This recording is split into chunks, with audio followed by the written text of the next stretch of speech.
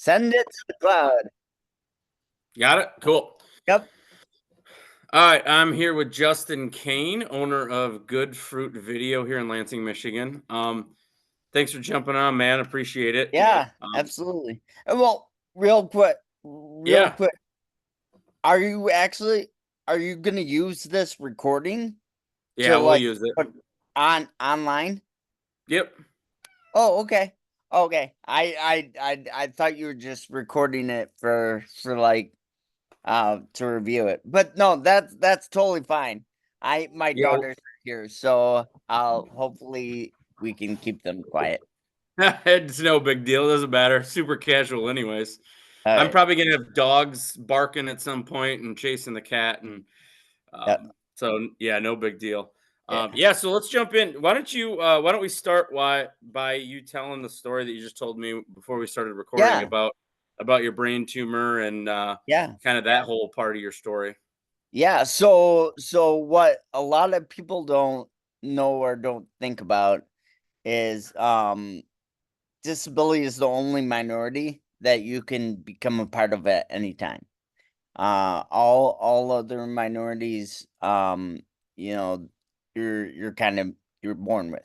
Uh um so disability is a minority that you can become part of at any time, like I said.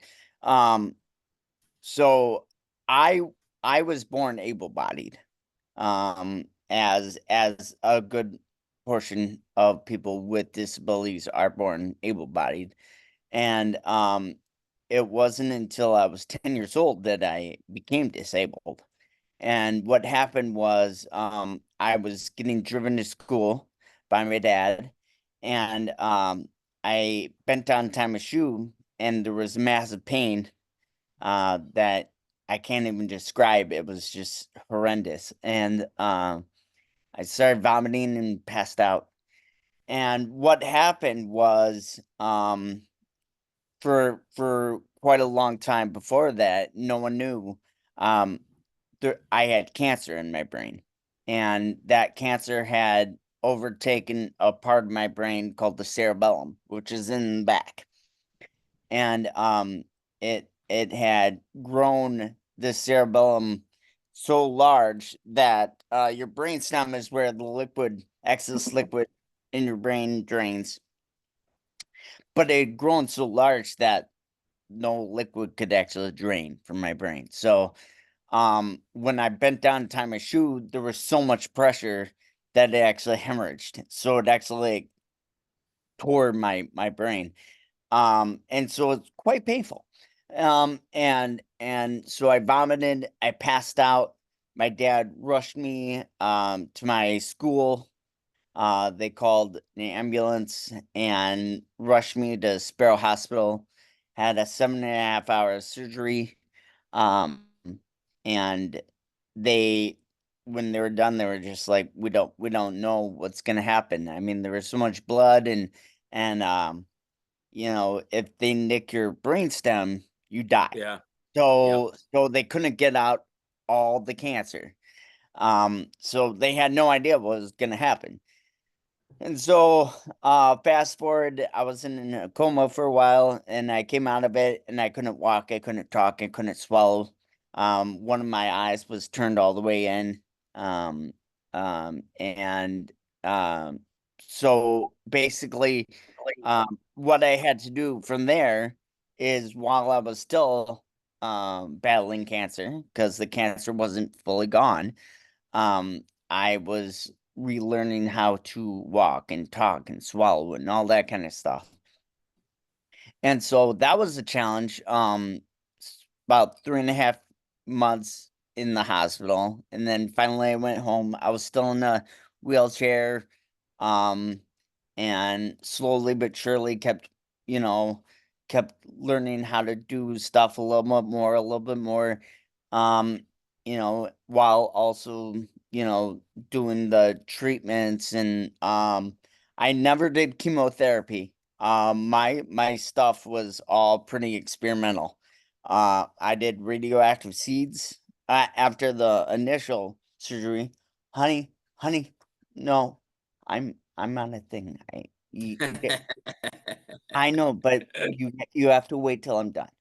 Um, so uh, after the initial surgery, I had radioactive seeds put in to try to kill it. That worked a little bit for a while, but then it started growing again. I ended up actually, I think I was probably, I believe, I was the youngest person, at least in the state of Michigan, to ever have laser surgery. So Hmm. they actually had lasers. They did a laser surgery, which was what ultimately killed the cancer. And so I just have dead brain in the back of my head because I mean they weren't gonna risk trying to take it out. So have to get it checked out every year still and all that stuff. I have a shunt still. I have, you know, still have complications that will last my whole life. Um, but I'm very fortunate, and I've been able to do a lot of things and live a life that was pretty unlikely to actually happen. Yeah. So, when did you? What year was this? So it was 1993 when 93.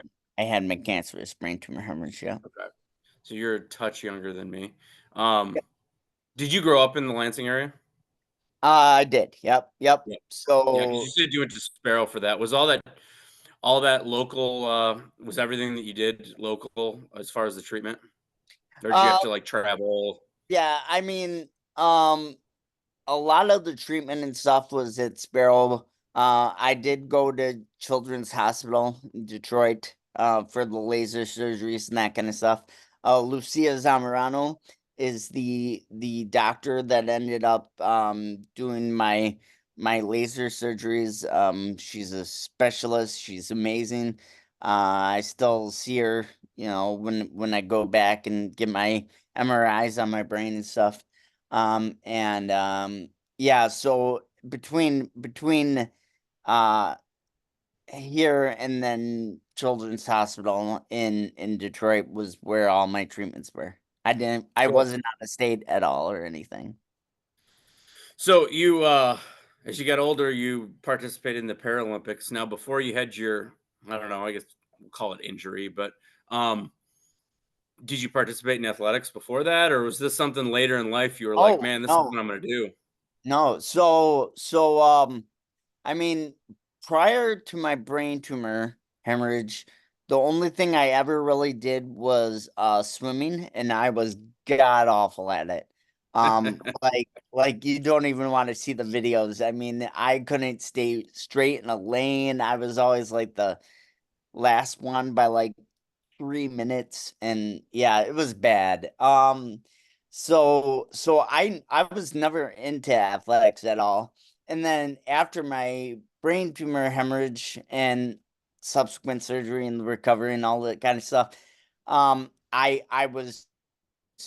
was told I couldn't do a lot of things, I couldn't do anything that had any like potential for collision. So things like basketball, football was way out of it. Yep. Which football's like my favorite sport. So I ended up becoming a water boy and equipment manager for my football team in high school. That was kind of the way that I lived my dream a little bit there. Where'd you go to Uh, school? yeah, and then actually afterwards, I ended up even after college, I actually started a flag football charity tournament with TJ Duckett that lasted about 10 years called Battlefield Brawl, which I'm pretty sure my doctors would not have approved of me playing even flag football, but I did, and it was so much fun. Um, but yeah, I wasn't really an athletic person or anything. In college, I started getting into weight training. Um, and that's a whole nother story how I got into that. But I started doing some competitive stuff, like 5Ks and that kind of stuff. But it actually, what happened was, my stepmom, um, she's was a physical therapist, and she helped start a group called the Michigan Victory, or called the Lansing Strong, which was part of the statewide competition called the Michigan Victory Games, which was for people with physical disabilities to compete in all a wide array of competitions, running, biking, swimming, field events, track events, you name it. And so she recruited me onto that. I did it for 2 years, and I won 23 of the 25 events that I did. And it got to a point where I a lot of the people I was going against were much more physically disabled than I was. And so it wasn't just a win. I was like winning by a lot, and I wanted a little more competition. So I started looking into the Paralympics, and I saw that I was kind of within spitting distance of being competitive. So I started my journey the week before I turned 31. I started, and my first competition, I set the U.S. record in discus, and I qualified for nationals in shot put and long jump, and I was addicted. And so that's what ended up leading me onto a 9-year Paralympic journey, which ultimately culminated in me making Team USA for the Pan American Games in Chile in 2023. And now you're retiring. Now I'm retired, and I couldn't be happier. No, it's But I are mean, you going to continue? Are you going to huh? continue at least working? Oh man, I work out as much as I did before. The Yeah. difference now is that when you have, like, when you're training for long jump, which ultimately was my discipline that I finished my career in, um there isn't really an opportunity to do that unless you're at a place that has a track and a sand pit and that kind of stuff. Yep. So with kids, and with my work schedule and my wife's work schedule and all that stuff, it was really hard to find times to go to a track to do that kind of stuff. And so it was really, really quite a struggle. Nowadays I train about as much. I just do whatever I want to. Get my blood pumping, to do whatever I want to do. And all my workouts can be done at my house, in front of my house, that kind of stuff. So my life is much more flexible that way. My diet has definitely um gotten a lot more lax. When I was training, it was pretty intense. It was pretty intense. I remember actually having battles with my wife because she would make these delicious dinners, and I was following macros for a while, and I was doing all this kind of stuff, and you know, getting down to 5% body fat. It I looked great, but it was so hard to do. And so there were a lot of times when I wouldn't eat the stuff, and it was a battle, and it was,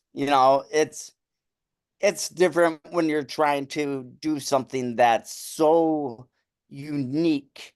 It's not something that you're around other people normally that are doing this, you know. Yeah, that are Um, completely dialed in on stuff. I mean, it's right, right. So it was something that was very interesting.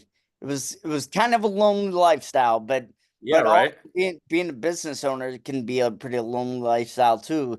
It's a little there's a few more people in that realm, but not a ton. So But then when you're going to events for business, they got food and they got drinks and everything, so right, right, you gotta right, be right. disciplined enough to not go to the Oh man, events and fill it your was plate up crazy. and grab Yeah, drinks. I'm sitting there, I'm at networking events and all this kind of stuff, and I'm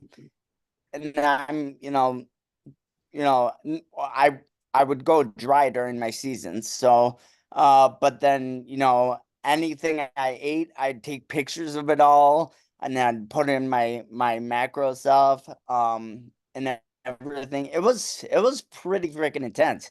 Yeah, And yeah, it was. I mean, I mean the like now I retired at the perfect time because I am so busy now with business that there's absolutely no way that I'd be able to keep up at a level that I needed to be at.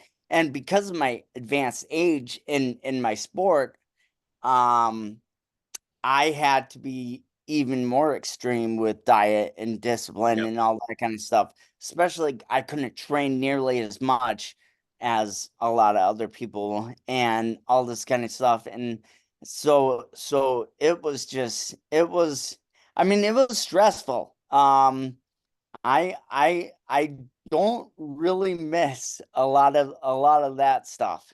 It was a great thing, and I never want to start something that I don't finish with a great accomplishment. Like I never want to start something and finish middle of the road. yeah, That's just not my attitude when it comes to stuff. And so when I decided to retire, um, and I actually told my coach and I told my family and everything that I was going to retire. With the year before I actually did it, and it was like it manifested. Like everything just came together, and I was able to finally make a US team, because I put that down there. Like I'm retiring. I'm done after this. I made some other teams, some other international teams that were kind of like a step lower, yeah, but making an actual Team USA, and having shoes given to you by Nike and having all this USA gear, and everything's paid for and everything's sponsored and just amazing. Um, it was just an amazing experience. yeah, sweet. Um, so you were talking about business and family. Why don't we transition over to your business, Good Fruit Video? Yeah. Mhm. When did you start that? So I started Good Fruit in 2009. Yeah, Okay. How did 2009. Yeah. Yeah. did you have a Right. background in video, I or did I you I just had get interested in it? And Yeah, I went to Lansing Community College for video. okay, And when I got out, I couldn't find a job in my career field to save my life. And so I ended up, um, along with doing odd jobs, minimum wage jobs and all that kind of stuff. And that gets into a whole nother thing about the stigmas that come with a person with a disability, and probably not being given many opportunities. But in the career field, and that's ultimately what led me to starting my own thing. Was even with a degree, even with this insane work ethic that I had, I couldn't get beyond the lowest rung of the entry level jobs, and it was not working out well So So so I you created your own. so I created my own job, and it was hard. It was tough. I thankfully I knew a lot of people when I started. I met a guy that was an amazing videographer and editor, and we ended up teaming up. And we ended up starting Good Fruit together. And that was a great journey, and he's now transitioned out of there, and I now have a new partner who was a former employee of ours, and she's a rock star, and we're just trying to take the company to new heights 15 years down the road. It's been a lot of twists and turns, and a lot of times I wonder, there's a lot of, we've had success and we've made it work. Um, we've we've probably made it work um beyond when we probably should have made it work. Because there were times where we're just, mostly me, being so stubborn that I'm not gonna let this thing go anywhere. Yeah. Um, and now it is strong and it is thriving, but man, there were a lot of challenges along the way. And there's always that thing in the back of my head that I'm wondering, um, as a person with disabilities, there's a lot of stigmas that come with with that, and definitely that's seen a lot in the employment realm. Um, but it's something that I've always kind of wondered about in the entrepreneurship and then the small business realm as well. If um it was always unique.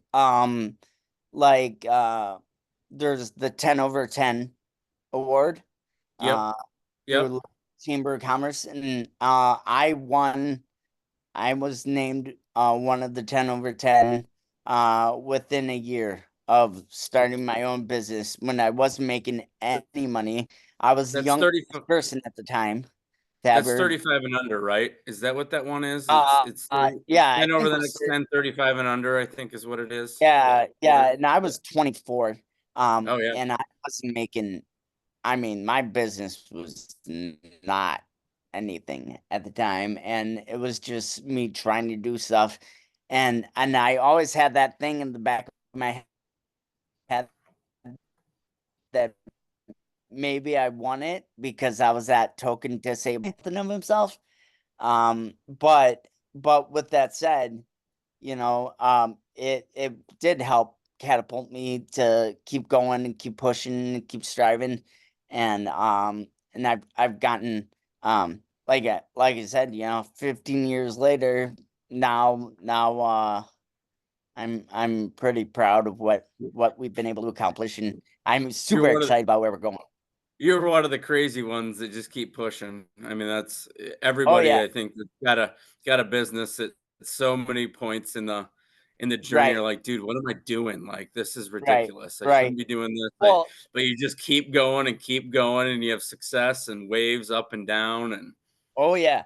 Well, and that's what I don't think a lot of people understand that don't do that aren't in business is, um you know so many people, um shut down pretty quick, within the first 3 years.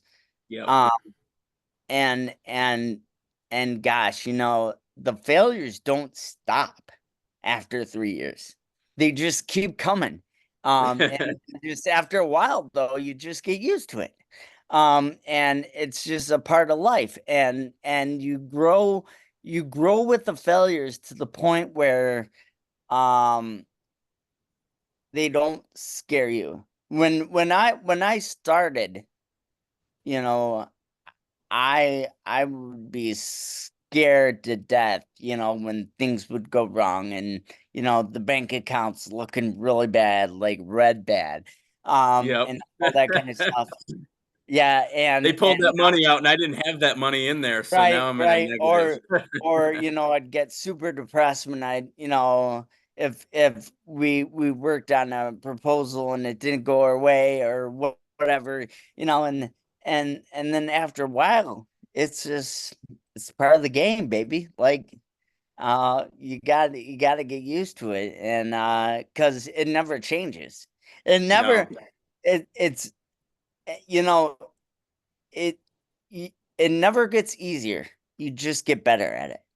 Yeah, I That's think all I for wanted to me. quit yesterday, so and Yeah, and yeah, we've been running our own businesses since what, 2013, and I was like, "Yeah, this is I don't wanna do this anymore." And yeah. then you get through the day and you wake up the next day and you're like, "I'm ready to rock and roll. Let's go."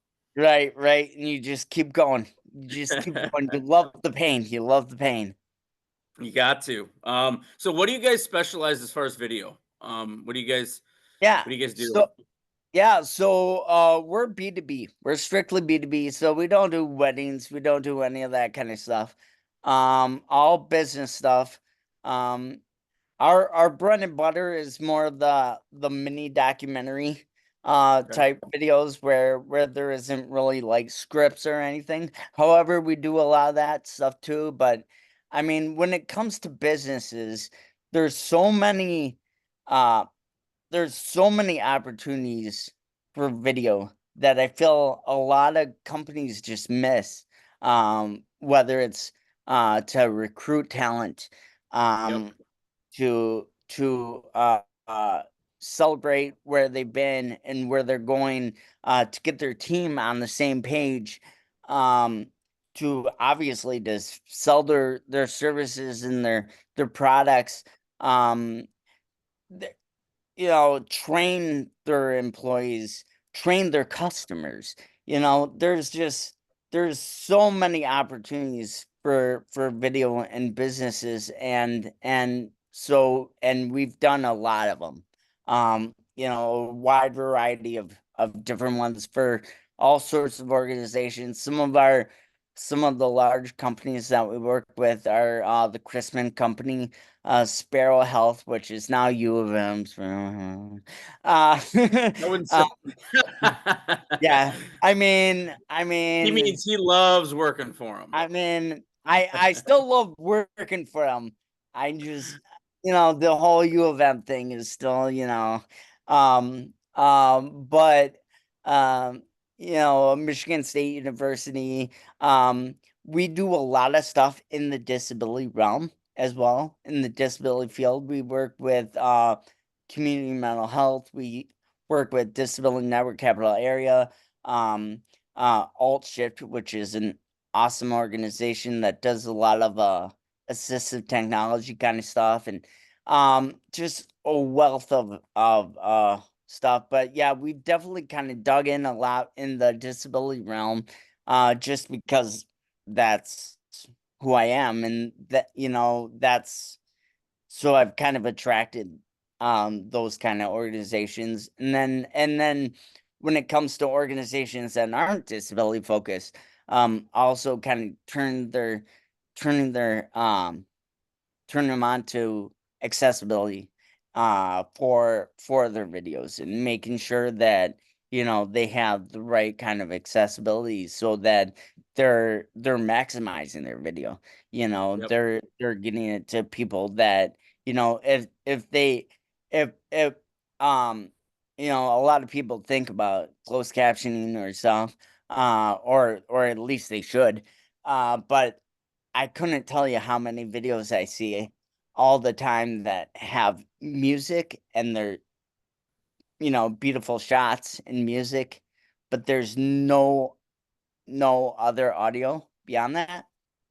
And that that's fine, but if you're going to do that, I would suggest doing something like having a second version that does have audio, that describes what's happening. Because I mean, I remember watching videos with my buddy who's statutorily blind, and he's like, and at the end of the video, he goes, "Man, that was a good song." Like, because in the Paralympics, even, it's kind of funny. It's not always people that aren't related to the disability field that miss this stuff.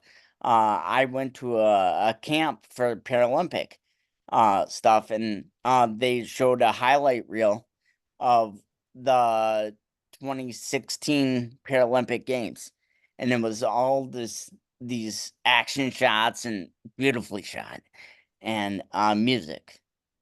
There was no descriptions, and I'm like, you have a lot of athletes that are blind that could have no idea what's going on. You're trying to recruit more people who have visual impairments or are blind, and so it's fun, but you know, it's one of those things. I mean, um it's kind of an expertise that I think that we can bring to the table to help people be more effective. And then on top of it, also my new business partner Jennifer, she's a rock star, but she's always been in marketing, and so she's bringing. So not only are we bringing that video mind that we've always had, but now we're bringing that marketing mind of, okay, Yep. where is it going?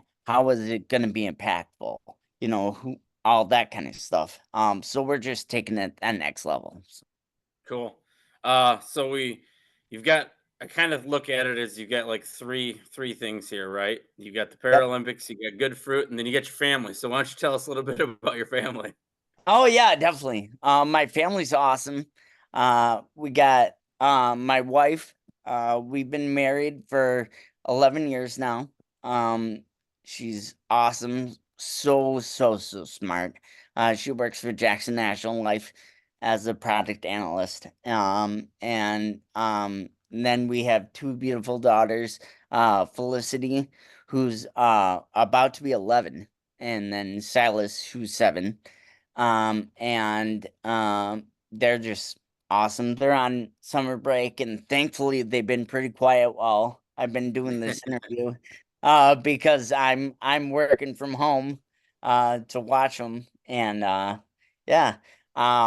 Yeah, I mean, it's awesome. I'm excited. I'm actually leaving in a couple days to go up north. My mom's side of the family is from the UP, and my sister has land up there, and so the siblings all get together for a weekend every year and go up there and just have a good time with our families and everything. So yeah, I mean, family's super important. And so I kind of try to you know really, I feel like out of, you can be successful in your career. You can have a really good family life. You can have a good athletic career. You can have a lot of great friends. But you can't really have them all, right? So, I mean, I have a lot of great friends, but like we don't really spend a ton of time together because really it's those three things: my business, my athletics, and my family are really kind of take up my whole life. And you know I think about it all the time, and I think, man, I'm so fortunate. I love my life. The only thing that could be better is, a little few more dollars in front of the dot, in or a few more zeros in front of the dot in the bank account. But other than that, life's pretty darn good. What would you say? I guess what would be your advice for those who are looking to dive into starting a business, Mhm. with a family and with, I guess, with a career in athletics, or with maybe like that hobby that they have in their life, or like how what's your advice to those people? Man, well, I'll start with I'll start. I feel like business and athletics are kind of the same type of advice. So in business, I spent a long time in business kind of flying by the edge of my seat and just making it up as we go, you know. Yep. And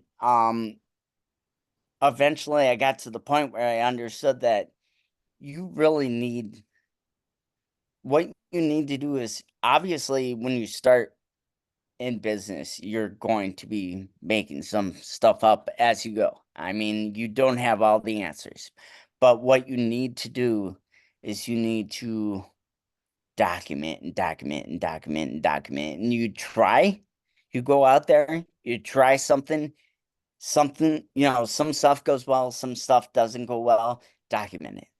What went well? What went well, what didn't go well, and then the next time you get a chance, you do that stuff that went well, and you try not to do the stuff that didn't do well, and then you document it, and you document it, and you document it, and it's kind of like you're gonna be failing for it. That get used to it. You're gonna fail for it. No one's gonna hit home runs one after another after another after another. If you're doing that, you're you're you're not challenging yourself, right? If you're hitting home runs every single time, you're not actually getting to uh your you're not pushing yourself to get better. You need to so like in my athletics, when I started out, every single competition I was PRing. I had and I I have 9 US records. Um and so but like at the beginning, I was so used to just every single time I went out there, I was resetting my PRs, which were resetting US records and doing all this kind of stuff, and I just got used to that. Um but then finally I got to the point where I was starting to challenge myself, where I was getting up to push myself to actually get better. Because before I was just better because it wasn't a challenge to get better. But then I started getting to the point where I was challenging myself and I had to get better. And that's when that structure came in and okay, what am I doing right? What am I doing wrong? Trying Yep. to stop doing the wrong things, keep doing the right things. And it was a long process. And suddenly my PRs were not happening every competition. They were happening maybe once a year, maybe once every 2 years. It was and so you got if you're winning too much, you're not winning. Yeah. That's ultimately what I would, you know, how I would define business and athletics. And then but then you just got to have that structure, and you got to structure things around you, because you don't want to be starting over from scratch every single time, because then you're never going to get better. And so that's my advice for business and for athletics. Um for family, listen to your wife. She That was knows good. that. I like that. That would be my thing for Good. followed by That's a yeah, that's a yeah, great way to wrap this thing up at the end. Finish yeah, right with that, right? definitely. Well, So thanks, Justin. Thanks for jumping on here. Really appreciate you taking some time. hey, absolutely. I had a great conversation, man. It was so much fun talking to you, and I'm looking forward to seeing what you put out there. And yeah, I'm really excited about this whole magazine that's coming out. Yeah, it's been a little while since I've done one, but I'm excited, and it's like the same thing. You're a little scared. It's weird because I've done it before and I did it for 9 years, but it's time to do it again, I guess. So Hey, yeah, I hey, appreciate you jumping on with us. hey, no problem. Thank you. Cool, Take man. Have care. a great day. Yep, we'll Yep. see ya. See ya.